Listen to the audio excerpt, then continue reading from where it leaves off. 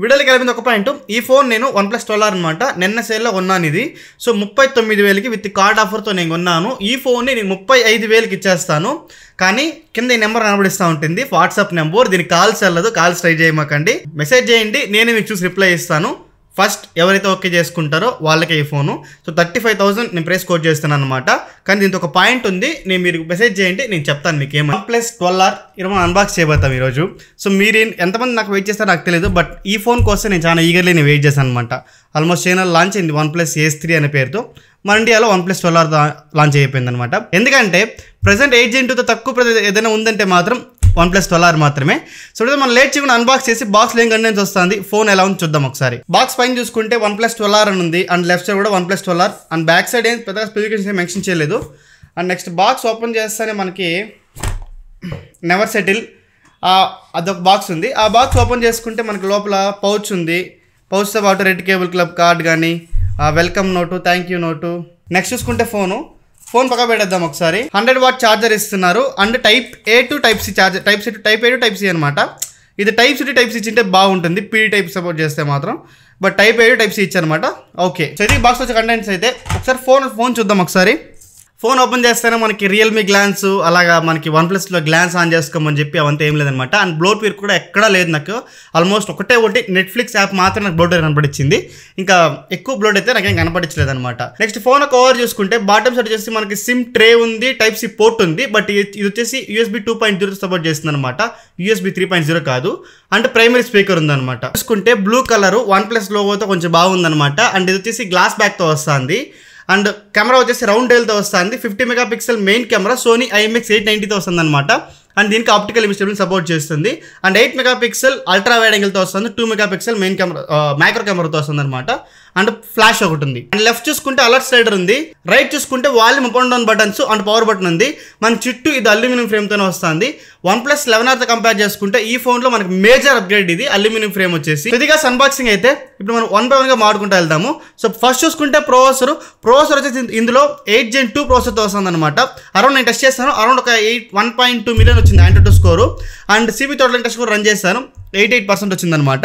ఇంకొకటి CPU throttling ఇంకా version upgrade అవ్వలేదన్నమాట. ఇది మేబీ వేరీ అవ్వచ్చు అప్గ్రేడ్ అయినప్పుడు. CPU థ్రాట్లింగ్ ఏపీకి ఆ వర్షను. ఇవన్నీ Android 14తో వస్తుంది కదా, అది ఇంకా Android 14 కంపాటబుల్ లేదనమాట. మేబీ స్కోర్ సపోర్ట్ అవడానికి ఛాన్సెస్ ఉంది. AnTuTu score and CPU throttling back to back run చేస్తాను. అండ్ నేను టెంపరేచర్ కూడా చెక్ చేశాను అనమాట. అరౌండ్ 40 degrees వచ్చిందనమాట. టెంపరేచర్స్ కూడా ఎక్సీడ్ అయితే అవ్వడం లేదు. సో మేజర్ ప్లస్ పాయింట్ ఏదైనా ఉందంటే ఈ ఫోన్లో 8 Gen 2 ప్రాసెసర్ అనమాట. అండ్ నెక్స్ట్ చూసుకుంటే మనకు OnePlus 11R నుంచి OnePlus 12Rకి అప్గ్రేడ్ అయింది. డిస్ప్లే 1.5K రెజల్యూషన్ డిస్ప్లే వస్తుంది. అండ్ పీక్ బ్రైట్నెస్ చూసుకుంటే 4500 nits. ఇది మైండ్లో పెట్టుకోండి, మాట్లాడతా. 4000 పీక్ బ్రైట్నెస్, దాన్ని చూసి మోసపోకండి, ఆన్ స్పెక్స్ చూసి మోసపోకండి. ఇది మనకి ఎట్లేదనుకున్నా 1000 nits కానీ 1100 nits కానీ ఉంటుంది typical brightness. But peak brightness వచ్చి 4500 nits ఇస్తారనమాట. అది ఎక్కడ మీకు యూస్ఫుల్ అవుతుందంటే, మీరు ఎక్కడైనా HDR కంటెంట్ చూస్తూ ఉంటే, వైట్ అవుట్ సైడ్ ఎక్కువ ఎండగా ఉంటే మాత్రమే, అప్పుడు ఏదో ఒక పిక్సెల్, ఎంటైర్ స్క్రీన్ కాదు, ఏదో ఒక పిక్సెల్లో ఎక్కడైతే దాన్ని నీడెడ్ ఉందో అక్కడ మాత్రమే అంత నిట్స్ అయితే రీచ్ అవుతుంది అనమాట. సో 4000 nits 4500 nits ఉంది కదా అని చెప్పేసి ఇదానికండి నేను ఇది డివైస్ తెప్పిస్తాను, బ్రైట్నెస్ మెజర్ చేసేది. సో మీకు ఫైనల్ రివ్యూలో దాన్ని చూపిస్తాను అనమాట ఎలా ఉంటుందని చెప్పేసి. అండ్ ఇంకోటి LTPO ప్యానల్తో వస్తుంది. 120Hz సాంప్లింగ్ సపోర్ట్ చేస్తుంది అనమాట. వైడ్ అండ్ ఎల్ఓన్ సపోర్ట్ చేస్తుంది. HDR10+ సపోర్ట్ చేస్తుంది. డిస్ప్లే వచ్చేసి చాలా బాగుంది. డిస్ప్లే మాత్రం ఎక్సలెంట్గా ఉంది. మనకి రియల్మీ 12 చూసినలాగా ఓవర్ సాచురేషన్ ఇష్యూస్ కానీ అలాంటిది ఏం లేదు. అవుట్ సైడ్ కూడా నేను చెక్ చేస్తాను, డిస్ప్లే విజిబిలిటీ అయితే బాగుంది. నెక్స్ట్ చూసుకుంటే మెయిన్ కెమెరా వచ్చేసి 50 మెగాపిక్సెల్.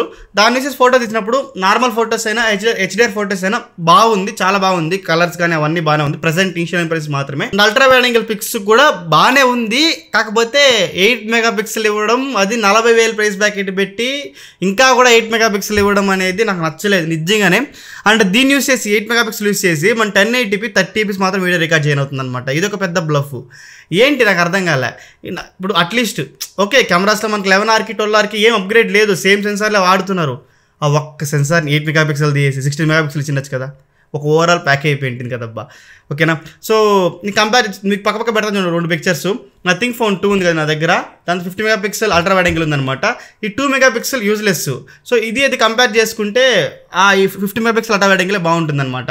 అల్ట్రా వైడ్ యాంగిల్ మనం చాలా జనాలు ఎక్కువ ఉంటే మనం తీస్తాం, అల్ట్రా వైడ్ యాంగిల్ యూజ్ చేసి వైడ్గా క్యాప్చర్ చేయడానికి కోసం మనం తీస్తాము. అలాంటప్పుడు డీటెయిల్స్ ఎక్కువ క్యాప్చర్ చేయడానికి పిక్సెల్ సైజ్ ఎక్కువ ఉంటే బాగుంటుందని నా ఒపీనియన్.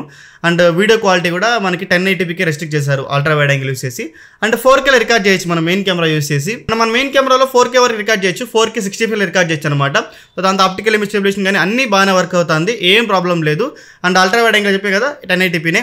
అండ్ ఫ్రంట్ చూసుకుంటే 1080p 30fps అది కూడా. సో ఓకే, ఇంకా చాలా IQ 12లోనే మనకి ఫ్రంట్ 1080p వచ్చింది. దీంతో మనం కంప్లైంట్ చేయలేమన్నమాట. సో ప్రజెంట్ నేను కెమెరా శాంపుల్స్ కావచ్చు, వీడియో శాంపుల్స్ కావచ్చు బాగానే ఉంది. ఒక్క అల్ట్రా వైడ్ యాంగిల్ సెన్సార్ తప్పించి మిగతా అన్ని మనకు బాగానే పర్ఫామ్ చేస్తుంది. ఫ్రంట్ సైడ్ నేను ఫొటోస్ తీసినప్పుడు మాత్రము HDR ఆఫ్ చేసి తీస్తే బ్యాక్గ్రౌండ్ వైట్ వస్తుంది కదా, HDR ఆన్ చేస్తే మాత్రము ఇంత బాగా నేను పర్ఫామ్ చేస్తున్నాను ఎక్స్పెక్ట్ చేయలేదు HDRతో. సో చాలా ఇంప్రెస్ అయినాను ఫ్రంట్ కెమెరాతో మాత్రం.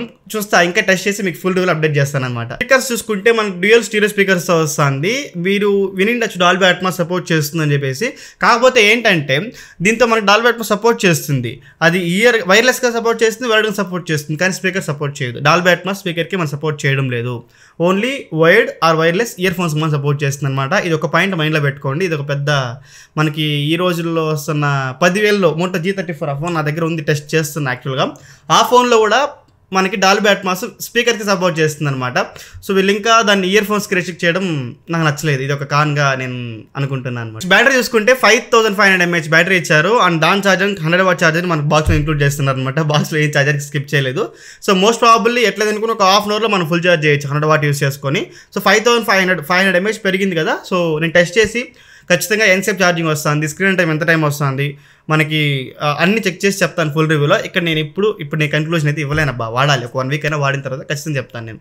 బట్ 5500 mAh కానీ 100W ఛార్జర్ ఇవ్వడం కానీ మంచి కాంబినేషనే. అండ్ డిస్ప్లే గురించి మాట్లాడే పాయింట్ నేను మర్చిపోయినాను. సో ఇంత in display finger print censor వస్తుంది అనమాట. కాకపోతే ప్లేస్మెంట్ కొంచెం పైకి పెట్టారు. నార్మల్గా మనం కింద చూసింటాం ప్లేస్మెంట్స్, కింద కొంచెం కొంతమందికి ఇబ్బంది ఉంటుంది. బట్ వీళ్ళు ఆల్మోస్ట్ కొంచెం పైకి పెట్టారు, బాగానే ఉంది. ఫింగర్ ప్రింట్ సెన్సార్ కూడా బాగానే వర్క్ అవుతుంది. అండ్ రిఫ్రెష్ రేట్ కూడా LTO ప్యానల్ కదా 120 Hz కూడా. నిజంగానే మనం ఏదైనా ఫోటోస్ చూస్తునేటప్పుడు ఏదైనా అన్స్టేబుల్గా ఏదైనా మూవ్ అవ్వకుండా ఏదైనా ఉంటే మాత్రం ఖచ్చితంగా 1 Hz పడిపోతుంది. లేకుండా ఉంటే మాత్రం 120 Hzతో రన్ అవుతుంది అనమాట. సో టెస్ట్ చేస్తాను అన్ని యాప్స్ 120 Hz సపోర్ట్ చేస్తుందా లేదా. కొన్ని ఇప్పుడు మనకి యూట్యూబ్ అవన్నీ కూడా 60 Hzకే రెస్ట్రిక్ట్ చేస్తారనమాట.